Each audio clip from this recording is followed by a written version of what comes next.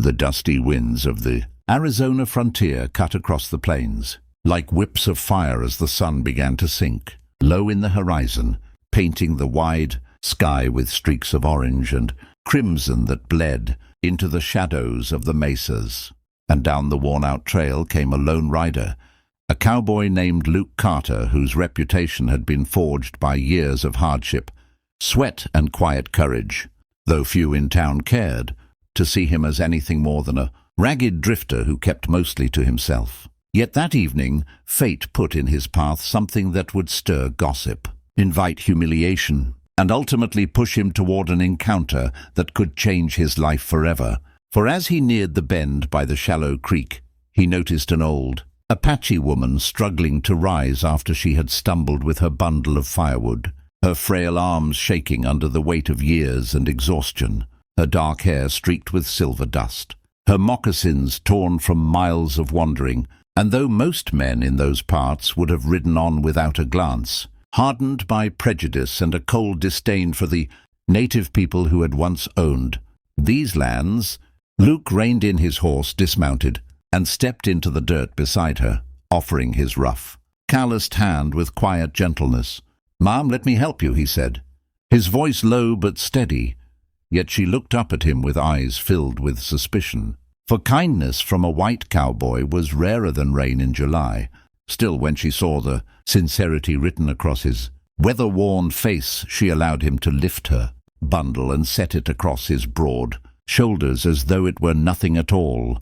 And with slow, careful steps, he guided her toward the edge of the settlement where her people had camped. But no sooner had he reached the town's watering trough than whispers began to stir among the townsfolk, men lounging outside the saloon squinting with disdain, women peering from behind their curtains with disapproval, and one sneering ranch hand named Clyde Dobson spat tobacco in the dirt and mocked loudly. "Well, look at that, Carter, playing nursemaid to a squaw. Hag, must be he's too poor to find company in town, so he goes chasing after redskins." And laughter rolled down the street like a cruel echo, burning at Luke's ears, though he clenched his jaw and said nothing. For his mother had raised him to treat the aged with respect, no matter who they were. Yet the humiliation pressed in like a storm, every jeer another nail in the coffin of his pride, as young boys pointed and shouted, while the old woman lowered her head in shame as though she had cursed him by needing his help. Still he walked on, silent as stone, and only when he reached the campfire circle did he set down her bundle, nodding once before turning back to his horse.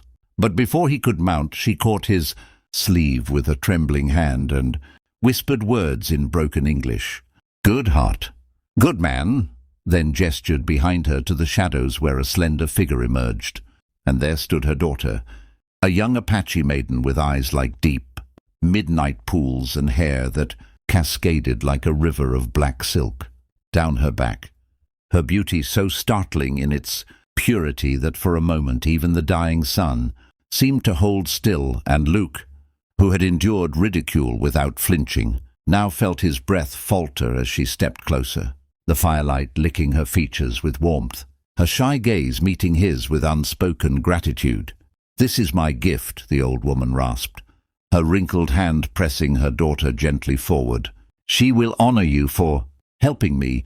And though Luke's heart thundered with confusion, torn between the weight of scandal that would ignite in town and the strange, fierce pull of destiny he felt in that moment, he realized his simple act of kindness had set wheels in motion that neither mockery nor fear could stop, for the girl's presence was like a flame against the cold emptiness that had long consumed him.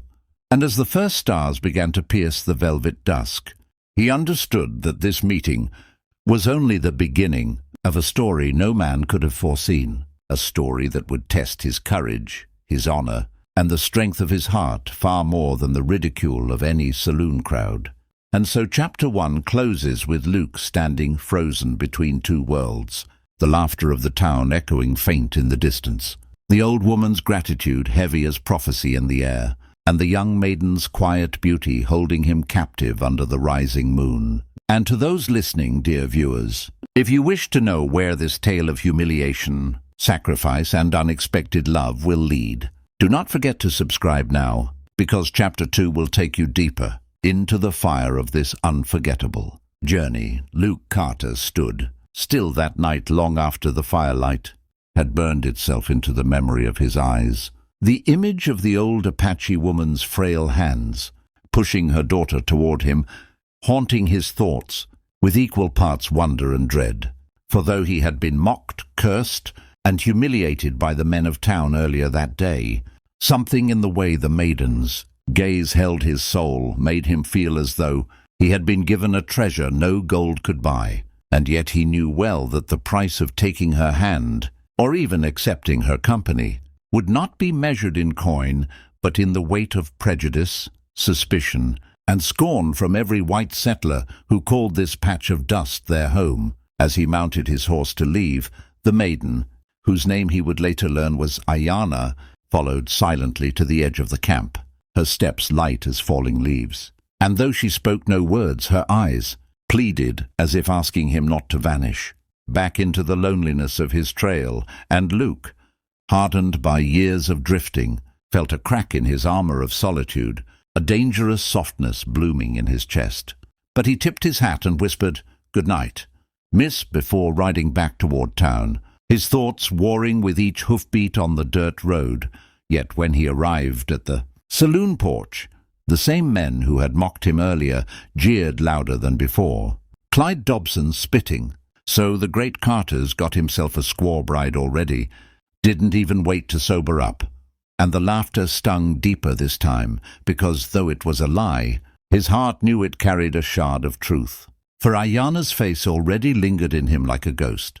He left without a drink, without a word, and spent the night staring at the stars from his shack on the outskirts, wondering why his fate had tangled itself with an Apache woman when every instinct screamed it would end in ruin. Yet when dawn painted the mesas red, he saddled up again, almost against his own will, and found himself riding back toward the camp, where the old woman greeted him with knowing eyes, as if she had seen the path of destiny before he had even taken a step upon it. And Ayana stood waiting with a clay bowl of water she offered him shyly, her lips curving into the smallest smile. And in that instant Luke knew he could not turn away. Days passed, and whispers turned to rumors. Rumors to curses, for every visit he paid to the Apache camp was noticed. And soon the town declared him a traitor, calling him Red Lover, shunning his presence in the general store, refusing him work at the ranches, until his coin ran thin and his hunger grew sharp. Yet still he went back, drawn not by duty but by a growing fire that burned between him and Ayana. For she was not only beautiful but fierce, telling him in halting English of her people's pain, of her father killed in raids, of her dreams of peace, where love did not know skin or blood. And each word struck him deeper than any bullet could, until he knew he loved her as surely as he loved the breath in his lungs. One evening, when the wind carried the cries of coyotes and the campfire glowed low, the old woman, her eyes glistening, placed Luke's hand into Ayana's and declared before the stars, "She is yours now, for you saved me when all others mocked." And though Luke trembled at the weight of it, Ayana's fingers twined into his with a gentleness that made him feel whole again, as if the years of loneliness and ridicule had been preparing him for this one gift.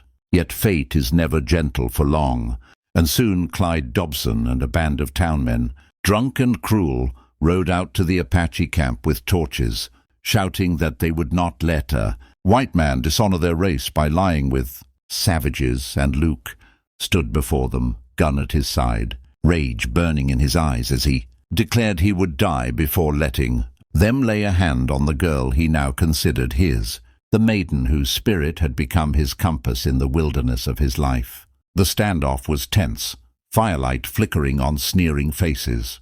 But Luke, though alone, stood tall, and the old woman's voice rose behind him like the cry of an eagle, calling her ancestors to witness the courage of the cowboy, who had chosen love over shame. And for a moment time itself held its breath until finally the mob spat curses and turned away, unwilling to risk their blood against a man so ready to defend. But they left with threats that this was not the end, and Luke knew the battle had only begun. Yet as Ayana pressed her forehead to his and whispered, together he felt stronger than he had ever been, ready to face a world that hated them, ready to carve a future from the unforgiving stone of prejudice. And so Chapter 2 closes not with peace but with fire, with a cowboy humiliated yet unbroken, a maiden offered in gratitude yet bound now by love, and a destiny that promises both suffering and beauty in equal measure. And to all who hear this tale and wish to walk further into the storm with Luke and Ayana, do not forget to subscribe, because the next chapter of their journey will blaze even brighter, and you will not want to miss the fate that awaits them beyond the desert horizon.